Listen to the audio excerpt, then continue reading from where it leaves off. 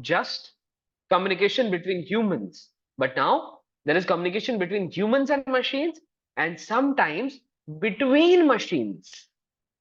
You know, some of you might not be able to understand, but the development of technology in form of IoT, right? Where the moment you leave from your office, right, your car will tell the geyser and the air conditioner at your home that you are coming to the home, and they'll switch on automatically without your intervention. And we live in such a world, right? I know it might be sounding fascinating. So when I teach fourth industrial revolution and law, so students are fascinated by the imagination which is possible right now. So the communication is not limited to humans, but it is humans machine and sometimes machine machine, right? Now, so what is this meat space in cyberspace?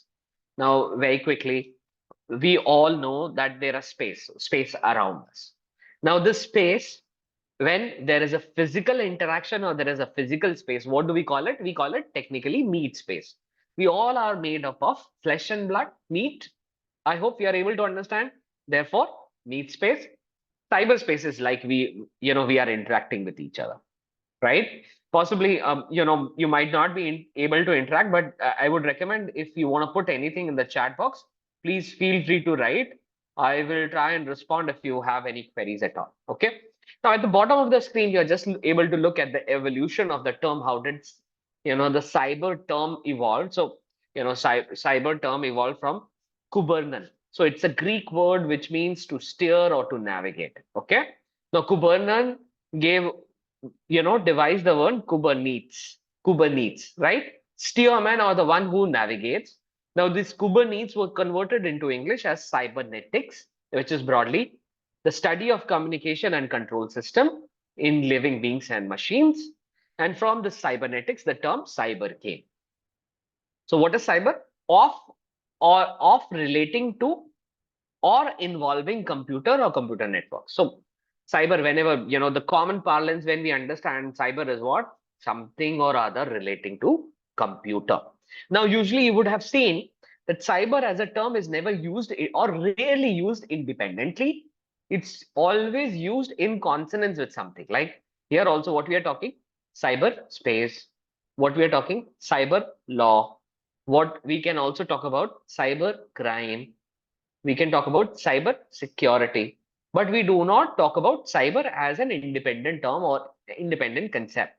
So it's more of used in form of a prefix. That's what I wanted to, communicate. So cyber as a term is usually more of used in form of a prefix, which is related to something. So it does not have an independent existence, but it usually is not used as an independent term, but it's usually used in form of a prefix like cyberspace, cybersecurity, cyber law, and so on, right?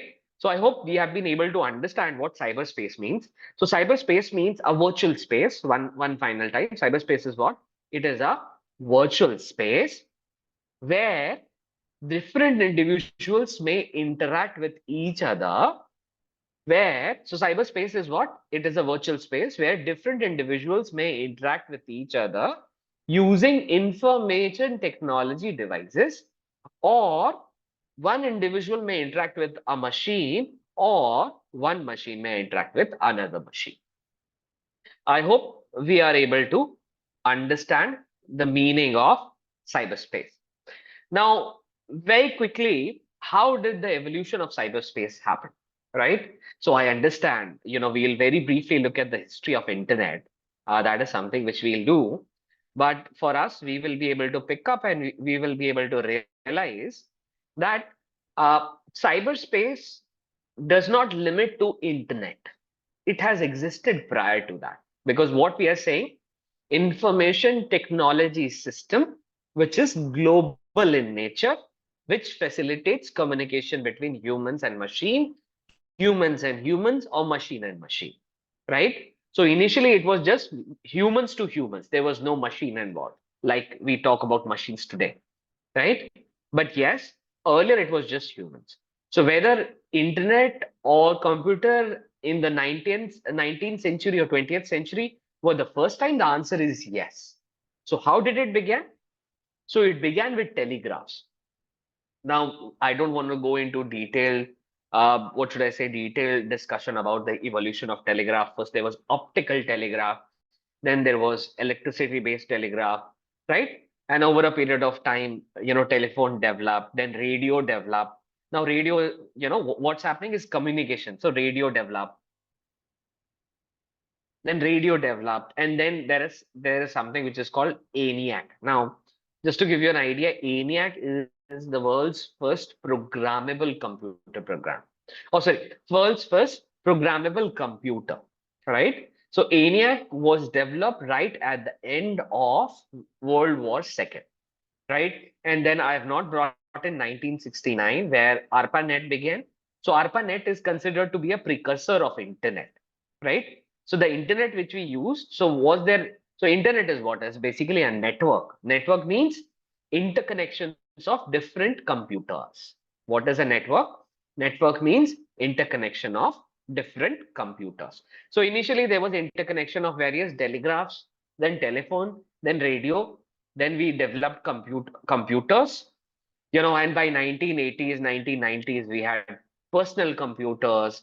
By early 2000, we had, laptops.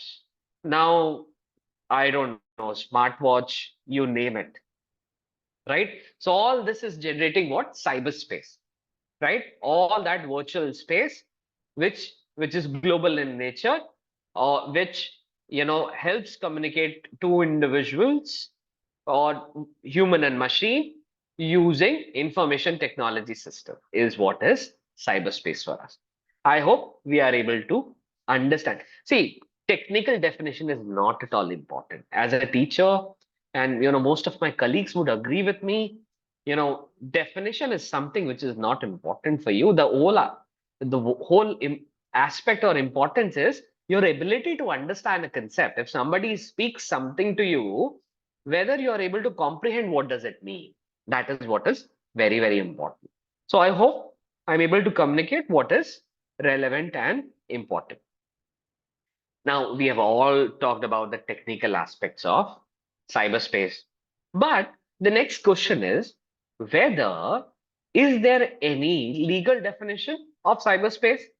So you'll be surprised to know that the term cyberspace has not been defined in the Information Technology Act 2000. Now, very quickly, all of you would be aware that there is a law which we call the Information Technology Act 2000. Now, this Information Technology Act 2000 was enacted in the year 2000, and it was the Information Technology Bill which became the Information Technology Act 2000. And this Information Technology Act 2000 was broadly enacted with uh, purpose of promoting e-commerce, promoting e-commerce, e-governance, and regulating behavior in cyberspace by checking criminal activities. So, on a whole, regulating cyberspace in India, right? So, the law which regulates cyberspace in India is the Information Technology Act 2000. However, this act does not define the term cyberspace, but it defines something as computer resource. Now, you will be surprised to know that this computer resource is something which is very, very, very, very similar or very, very close to defining cyberspace.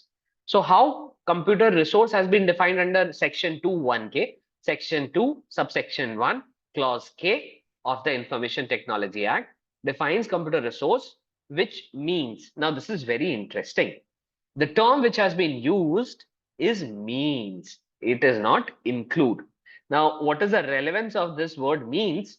So this means word means it's exhaustive. The definition is exhaustive. Exhaustive means nothing beyond this will be considered as computer resource. Nothing beyond computer, computer system, computer network, data, computer database, or software would be considered as computer resource. So computer resource means computer, computer system, network, data, computer database, and software. So whenever the term means is used, means the definition is exhaustive. Whenever the term include is used, it means the definition is inclusive and the meaning may go beyond what has been provided, right? I hope so this is basically the way you interpret the law. So this is interpretation of law. Some of us who are in first year, second year, it's a very good lesson for us to how should we interpret the law. Whether means has a different meaning, include has a different meaning. Yes, right? So that is something I just wanted to point out. Now, from here, we move to talk about whether there is any case law talking about cyberspace. So, there is no direct case law talking about cyberspace, but this was a very interesting judgment. MySpace versus Super Cassette Industry. So it is a December 2016 judgment, which was published in 2017. So in this case, basically there was a discussion regarding interpretation of the term any place. So this term any place, which has been used in Section 51 of the Copyrights Act. So Section 51 of the Copyrights Act broadly covers the infringement aspect of copyright. Okay, infringement. So there is a copyright, there is a right. If your right is breached, so we don't call it breaching of copyright, we call it infringement of copyright. Okay. So if the copyright rate is infringed, then it is covered under civil liability is covered under Section 51. Now the term any place, which has been used in Section 51, Clause A, Subclause 2 of the Copyright Act, right? When it was interpreted, it was held that any place would not only cover the physical places, but also it will cover the virtual spaces. Now, what are these virtual spaces? We meant, or at least the court meant, cyberspace, the Delhi High Court. So, which court gave this judgment? It was a division bench judgment, MySpace versus Super Cassette, which defined any place under Section 51, Clause A, Subclause 2, to mean or to cover not only physical places, but also it covers virtual spaces. So, what are these virtual places? We mean cyberspace. Now, I am being creative when I bring in to help you understand it comprehensively. I hope